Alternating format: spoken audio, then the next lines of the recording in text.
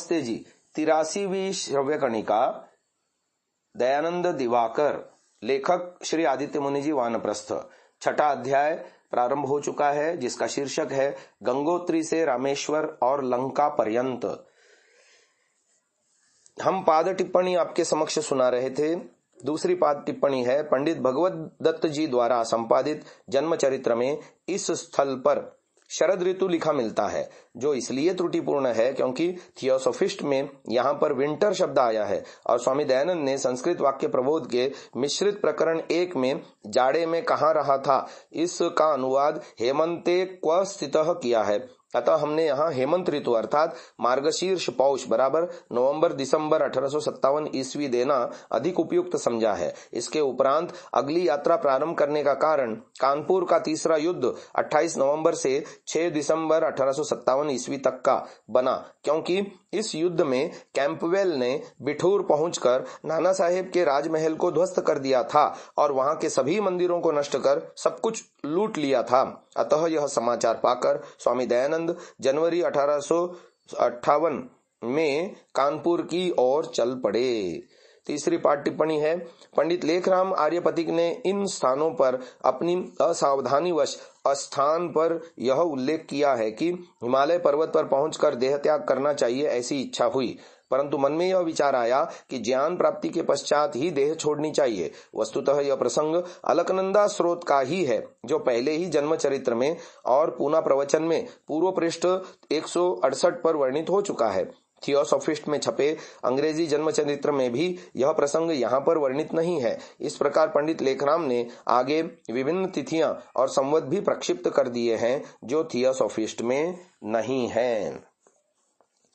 अब जो बात आई थी कि महाराज स्वामी दयानंद जी गंगा तट पर आ गए, इस समय उनके पास अन्य धार्मिक पुस्तकों के अतिरिक्त शिव संहिता, हठ योग प्रदीपिका, योग बीज और घेरंड संहिता नामक पुस्तकें थीं, जिन्हें वे अपनी यात्रा में पढ़ा करते थे। इनमें से कुछ पुस्तकें नाड़ी चक्रांत एवं नाड़ी चक्रों से संबंधित थीं, जिनमें इनके अति विस्तृत विवरण दिए गए थे, परंतु वे उन्हें समझ नहीं पाते थे। फलस्वरूप इनकी यथार्थता के विषय में उन्हें संदेह रहने लगा था। अपने इस संदेह की निवृत्ति हेतु वे कुछ समय से यत्नशील भी थे, परंतु अब तक उन्हें कोई अवसर प्राप्त नहीं हो पाया था। एक दिन दैव योग से नदी में उन्होंने एक शव को बहते हुए देखा, जिससे उन्हें वह अवसर प्राप्त हो गया। जब वे इन पुस्तकों में वर्णित शरीर रचना शास्त्र एवं मनुष्यों के आंतरिक अंगों से संबंधित सिद्धांतों की यथार्थता संबंधी अपने संदेहों की निवृत्ति कर संतुष्ट हो सकते थे, अतः उन्होंने तत्काल पुस्तकों को वहीं एक और रखकर कपड़े उतारे और दृढ़ संकल्पित होकर नदी में कूद पड़े और शीघ्र ही उस शव को खींचकर किनारे पर ले आए। तत्पश्चात एक बड़े चाकू से सावधानी पूर्वक उत्तम रीति से जितनी उनमें क्षमता थी, स्वामी दयानंद ने उस शव को चीर कर देखना आरंभ किया। नाभि से पसलियों तक शरीर को काटकर कमल हृदय को निकाला और उसका ध्यानपूर्वक निरीक्षण किया। इसी प्रकार शिर और ग्रीवा के भी एक भाग को काटकर उन्होंने सावधानी पूर्वक उनका पुस्तकों के विवरणों से मिलान किया। तब यह पाकर कि वे उससे नहीं मिलते, उन्होंने इन पुस्तकों को वहीं फाड़कर टुकड़े टुकड़े कर शव के साथ ही नदी में प्रवाहित कर दिया। उस समय के से उन्हें निश्चय हो गया कि वेदों, उपनिषदों, पातंजल एवं सांख्य से भिन्न समस्त योग विषयक एवं शास्त्र विषयक ग्रंथ झूठे हैं। इस विषय में पृष्ठ 35 की पाद टिप्पणी क्रमांक 40 द्रष्टव्य है। इसी प्रकार कुछ काल गंगा तट पर विचरण करते हुए वे फर्रुखाबाद जा पहुंचे। तदनंतर श्रृंगीरामपुर से आगे बढ़कर उन्होंने छावनी के पूर्व की ओर सड़क से कानपुर में प्रवेश किया। तब विक्रमाब्द समाप्त हो रहा था। अगले 5 महीनों में वे कानपुर और इलाहाबाद के मध्यवर्ती अनेक स्थानों पर गए।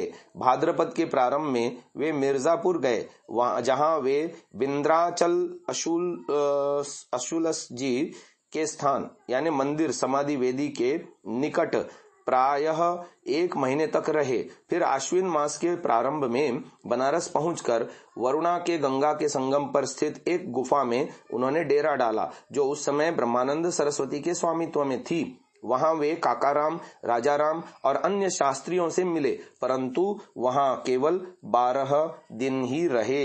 फिर उन्हें जिसकी खोज थी उसके निमित्त उन्होंने अपनी अगली यात्रा प्रारंभ की। फिर चंडालगढ़ पहुंचकर वे दुर्गा खोह के मंदिर में 10 दिन तक रहे। यहाँ उन्होंने चावल खाने सर्वथा छोड़ दिए थे। केवल दूध पर ही निर्वाह करते हुए वे योग विद्या अध्ययन और योगाभ्यास में दिन रात तत्पर रहे। दुर्भाग्य से यहाँ उन्हें भांग पीने की भी लत लग गई थी, जिसके प्रभाव से कभी कभी वे सर्वथा बेसुध हो जाते थे। इसी अवस्था में एक दिन मंदिर से निकलकर वे चंडालगढ़ के निकट एक गांव में आए, जहां उनकी भेंट उनके एक पुराने नौकर से हुई। वहां गांव के दूसरी ओर कुछ दूरी पर एक शिवालय था, जिसमें स्वामी दयानंद रात्रि व्यतीत करने के निमित्त गए। भांग के नशे में वे वहां गाढ़ निद्रा में निमग्न हुए और उस रात एक स्वप्न देखा। उन्हें लगा कि उन्होंने महादेव और उनकी पत्नी पार्वती को देखा। वे परस्पर वार्तालाप कर रहे थे और उनकी चर्चा का पात्र वे ही थे।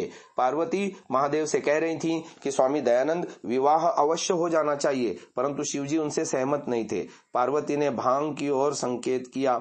जागने पर इस स्वप्न ने उन्हें बहुत उद्विग्न कर दिया। उस समय वर्षा हो रही थी, अतः मंदिर के मुख्य प्रवेश द्वार के सामने वाले बरामदे में उन्होंने आश्रय लिया, जिसमें वृषभेश्वर नंदी की विशाल प्रतिमा थी। उसकी पीठ पर स्वामी दयानंद ने अपने वस्त्र और पुस्तकें रखकर वे वहीं बैठकर ध्यानमग्न हो गए। अचानक उनकी दृष्टि उस प्रतिमा के भीतरी हिस्से पर पड़ी, जो खोखली थी। उसमें उन्होंने एक मनुष्य को छिपकर बैठा हुआ देखा। इस पर जब उन्होंने अपने हाथ उसकी ओर बढ़ाया तो वह डरकर अपने छिपने के स्थान से बाहर कूदकर ग्राम की ओर भाग गया। पुनः वे स्वयं उस प्रतिमा में घुस गए और शेष रात उसमें सोते हुए व्यतीत की। सवेरा होने पर एक वृद्धा वहां आई और प्रतिमा के अंदर उनके होने की अवस्था में ही वृषभेश्वर नंदी की पूजा की। थोड़ी देर बाद वह पुनः गुड़ और एक पात्र में दही लेकर आई और भ्रम से उन्हें नंदीश्वर समझकर उनकी पूजा की और गुड़ और दही उन्हें अर्पित कर प्रार्थना की कि वे उन्हें स्वीकार करें। सो उन्होंने भी उसे निराश नहीं किया और क्षुधार्त होने के कारण वे वह सारा नैवेद्य खा गए। दही के अत्यंत खट्टा होने के कारण भांग के लिए वह एक अच्छा निदान सिद्ध हुआ, जिससे उनका नशा उतर गया और उन्हें आराम मिला। फिर उन्होंने पर्वतों की दिशा में उस ओर की जिस ओर नर्मदा स्रोत होने का अनुमान था, अपनी यात्रा आरंभ की। स्वामी दयानंद ने किसी से भी अपना मार्ग नहीं पूछा, अपितु वे दक्षिण दिशा की ओर बढ़ते चले गए। तो इस विषय में बहुत सारी पाठ टिप्पणियां दी गई हैं कि कानपुर में जब प्रवेश किया तब विक्रमाब्द समाप्त हो गया था। इस वाक्य का वास्तविक तात्पर्य जानने के लिए हम यहाँ एक मानचित्र दे रहे हैं। वो मानचित्र यहाँ दिया हुआ है। अर्थात 15 मार्च 1858 ईस्वी संवत 1914।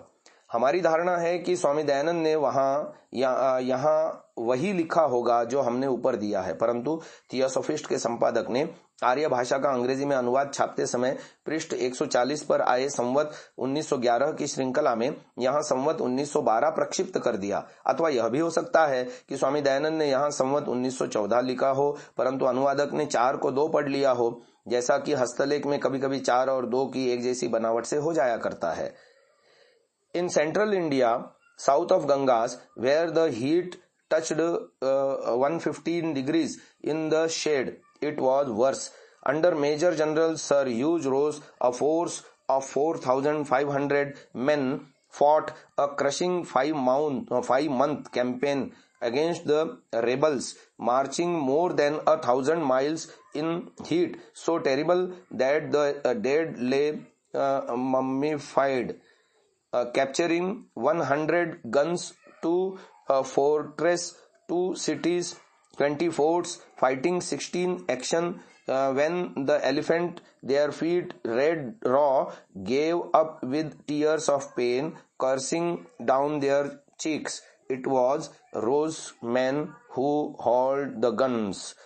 Extract from the Indian Mutiny by Richard Collier, published in 1963, chapter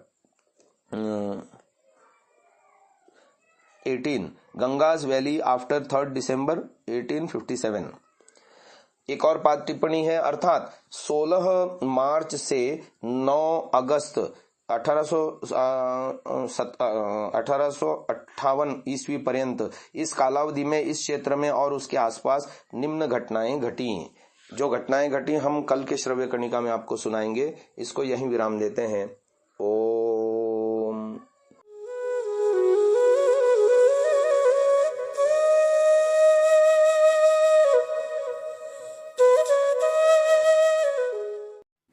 download Sansa app, आरवीरदल ऐप, विजिट sansa.org, rvirdal.in।